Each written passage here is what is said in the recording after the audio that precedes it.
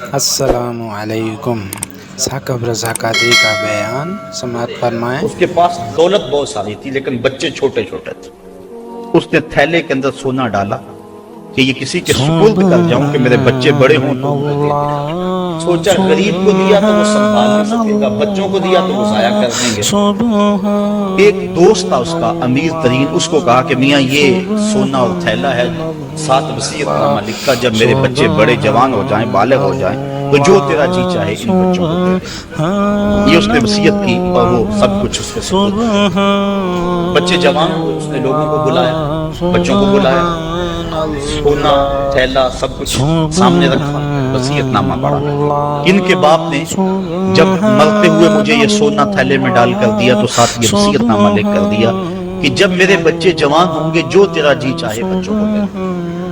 تو اس نے سونا اپنے پاس رکھ لیا اور خالی تھیلا بچوں کو دیا۔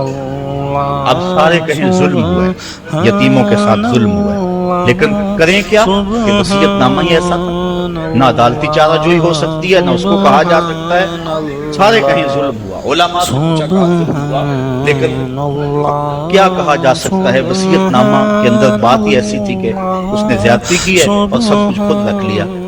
امام اعظم امام ابو حنیفہ سراج الامہ امام الائمہ، آپ کی خدمت میں لوگ حاضر ہوئے کہ یوں یتیموں کے ساتھ یہاں زیادتی ہوئی، لیکن وصیت نامے کی عبارت اس طرح کی تھی، اس لیے کوئی بول بھی نہیں سکتا۔ آپ کو ارشاد فرمائے، کہا دوبارہ سب لوگوں کو جمع کر لو، اسے بھی بلا لو، بچوں کو بلا لیا۔ کہا میاں وصیت نامہ، وصیت نامہ پڑھا گیا کہ یہ سونا ہے تھیلے میں ڈال کے تجھے دے رہا ہوں، جب میرے بچے جوان ہو جائیں گے جو تیرا جی چاہے وہ بچوں کو دے دینا۔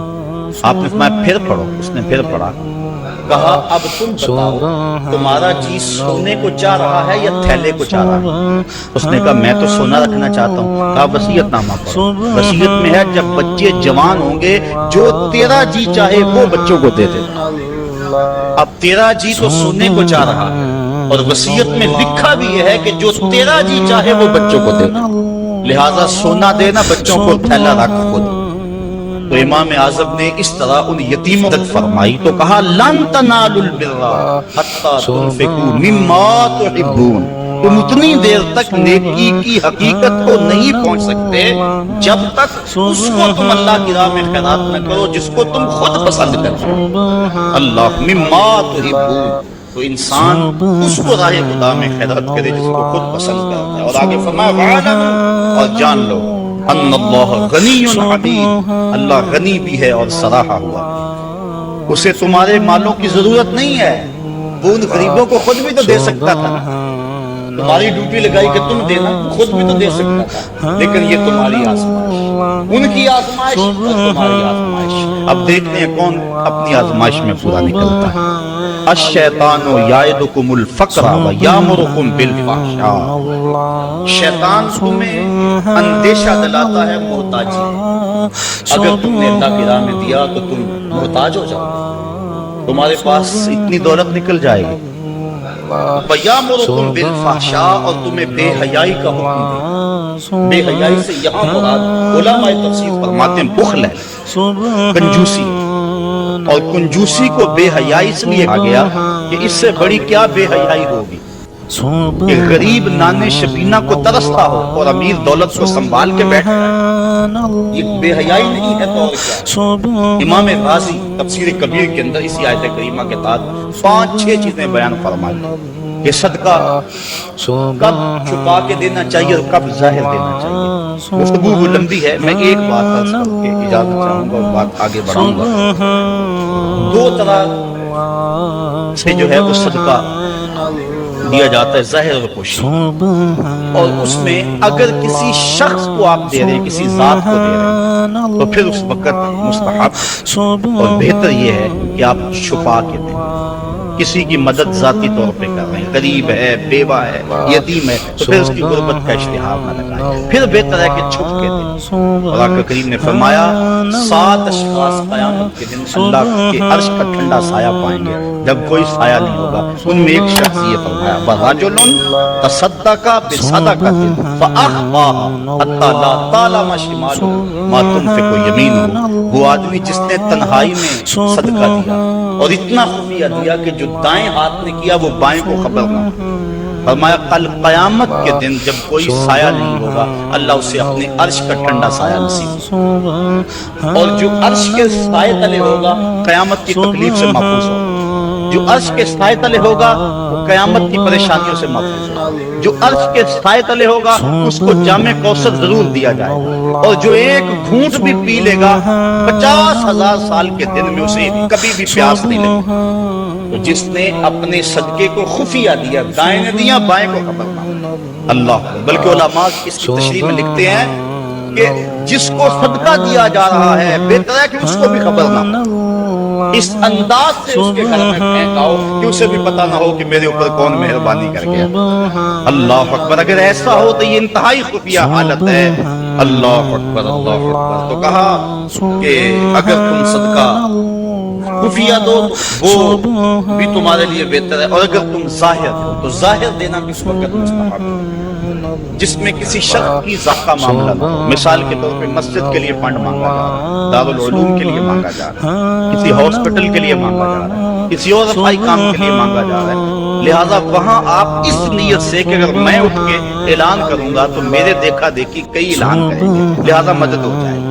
वाक़ा करीम ने एक मर्तबा जिहाद के लिए फंड मांगा तो एक सहाबी ने जल्दी से आगाज कर दिया, उसको देखने से बाकी भी उठ खड़े हुए।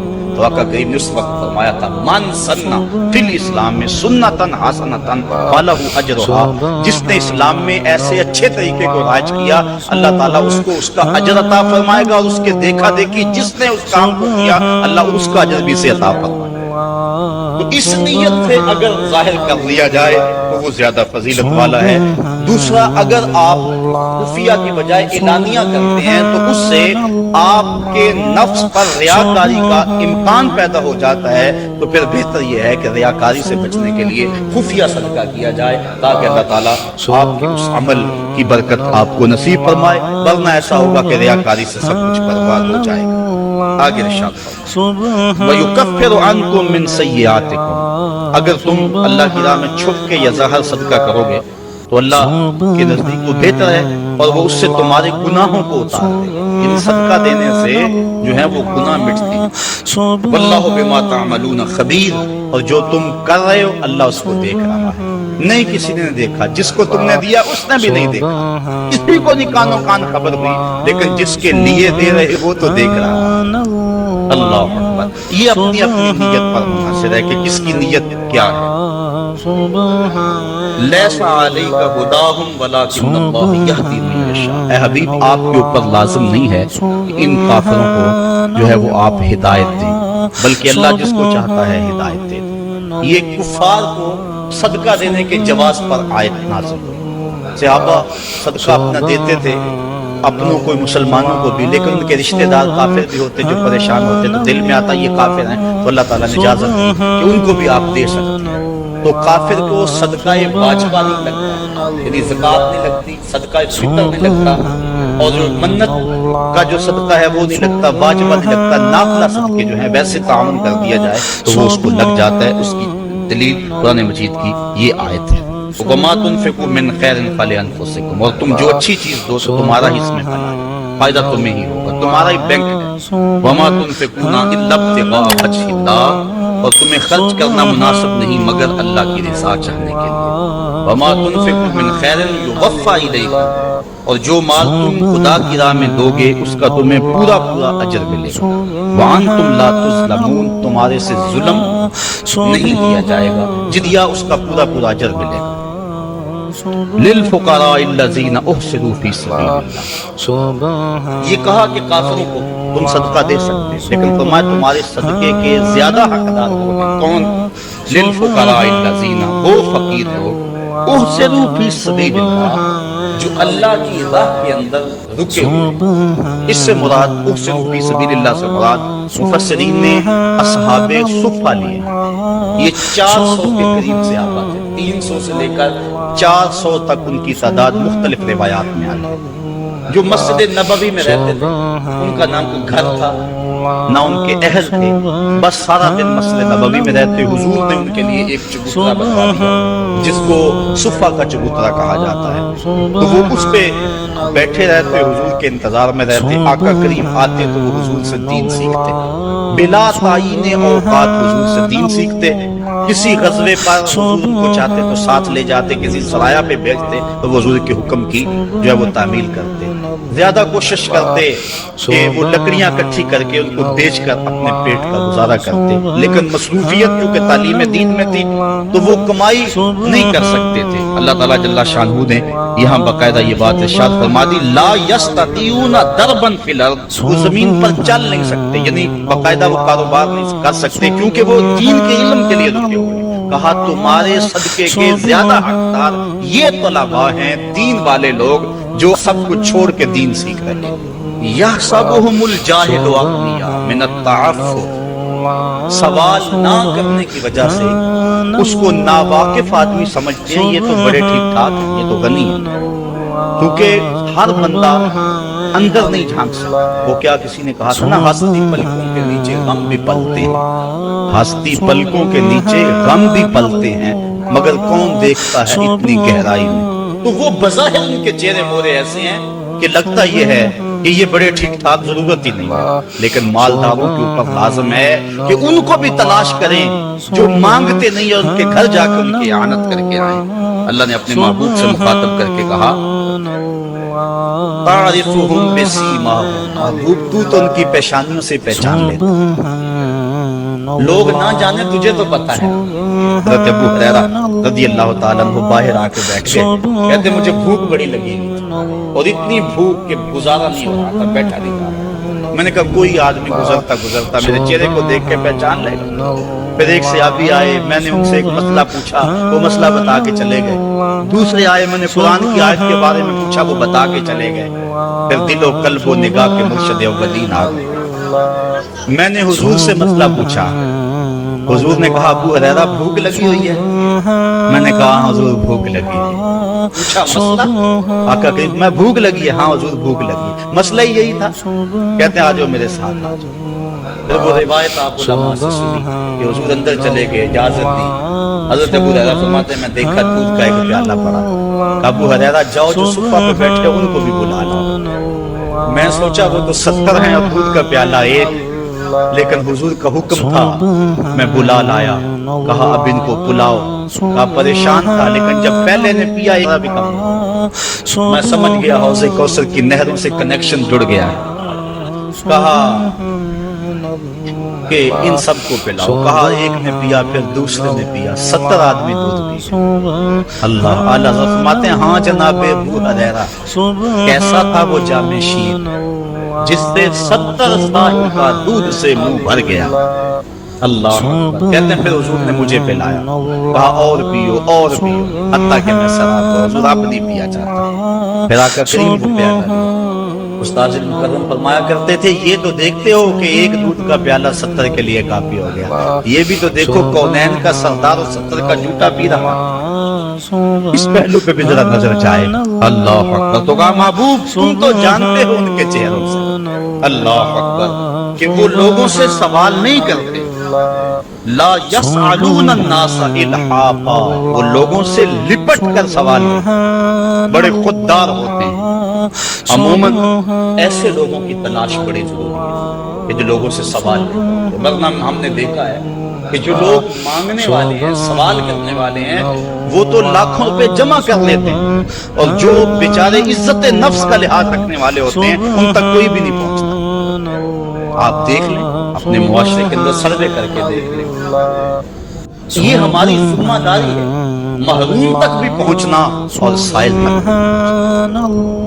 اور یہ بات ذہن میں رکھیں کہ سوال کرنا یہ مومن کی شان نہیں ہے، بلکہ حضرت سیدنا صدیق اکبر جا رہے تھے تو آپ کا کوڑا گر گیا، گھوڑے سے اترے اور نیچے سے اٹھایا اور پھر بیٹھے۔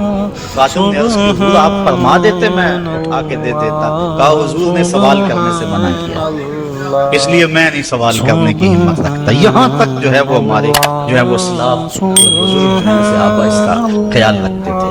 کچھ اعمال ایسے ہیں کہ ان کا سلسلہ ختم ہی نہیں ہوتا، ان میں سے ایک صدقہ جاریہ ہے۔ اور ایک حدیث میں اس صدقہ جاریہ کی تفصیل موجود ہے، جیسے کسی نے مسجد بنائی، کسی نے نہر کھدوائی، کسی نے کنواں کھدوا دیا، کسی نے قرآن مجید کو لوگوں تک پہنچا دیا، علم کی نشر و توبیع، تو یہ وہ اعمال ہیں جو صدقہ جاریہ کی صورت میں ہیں اور یہ ختم نہیں ہوتے۔ مجھے اور آپ کو صدقہ کی مختلف صورتیں کو اختیار کرنی چاہیے۔ کھانا کھلانا بھی صدقہ ہے، لباس پہنانا بھی صدقہ ہے، حتیٰ کہ جو کمائی کر کے تم بیوی کے منہ میں رکھتے ہو وہ بھی صدقہ ہے، اپنے بچوں پر جو خرچ کرتے ہو وہ بھی صدقہ ہے، تم نے کھیتی لگائی اور چڑیاں آ کر کے دانے چگ گئی، اللہ وہ بھی صدقے کے کھاتے ہیں۔ اللہ تو صدقے کا بہت وسیع مفہوم ہے، کچھ دینے کے لیے نہیں ہے، کلمۃ طیبہ، اچھی بات کر دینا یہ بھی صدقہ ہے، راستے میں پڑی ہوئی چیز کو اٹھا دینا اس کو بھی کہا چھوٹی نیکی نہ سمجھنا۔ تو مختلف صدقے کی صورتیں ہیں اور سب ہمیں ادا کرنی چاہیے،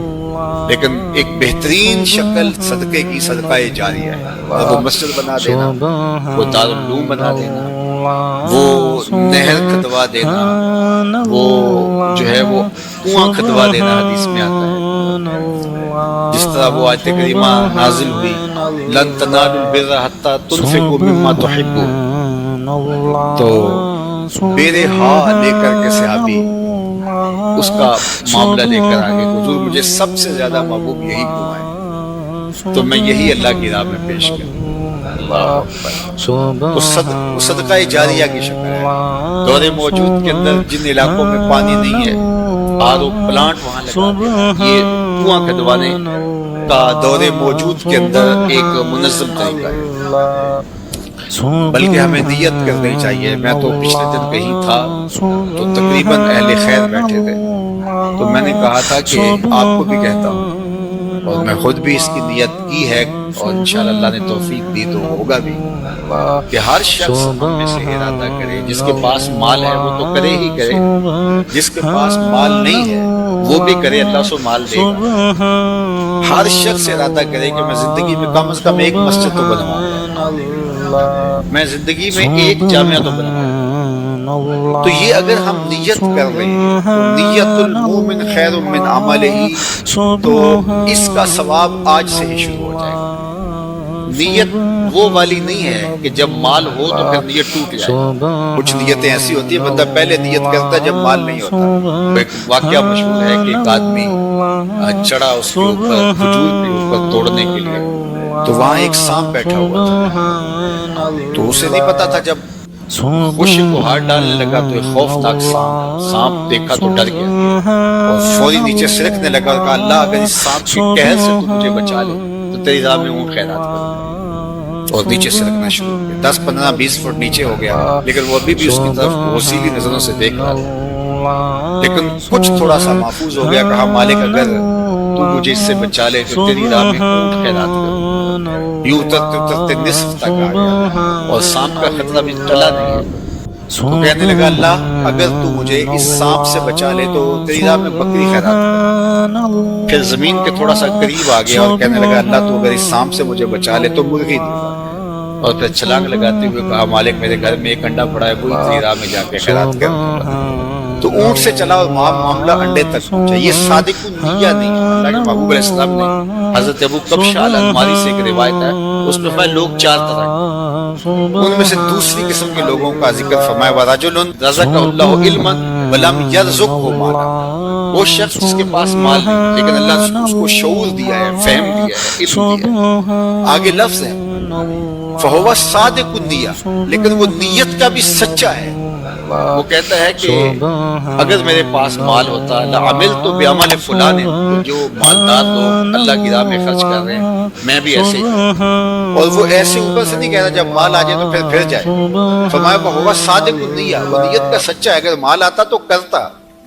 آقا کریم نے فرمایا کہ کل قیامت کے دن اس نے کیا کچھ نہیں ہے، لیکن جب اعمال تولیں گے تو یہ بھی اس سخی کے ساتھ ہی کھڑا ہوگا، یہ بھی افضل المنازل۔ تو نیت کر لینی چاہیے کہ صالح اعمال بجا لائیں، صدقہ کریں، اور صدقہ جاریہ میں مجھے آپ کو سچے دل سے اگر اللہ نصیب کر دے تو پھر یہ کوئی مشکل نہیں ہے، اور یہ سب کچھ یہاں رہ جانا ہے، اور وہ تو ہمارا کفن بھی میلا نہیں ہوتا کہ سب کچھ بانٹ لیا جاتا ہے۔ میاں صاحب بولے جاندی واری ڈرونا بنے ہوتے ہاتھ نہ لاندے ڈر دے جنہ لئی تو پاپ کمایا جی کتھے نہیں تیرے کر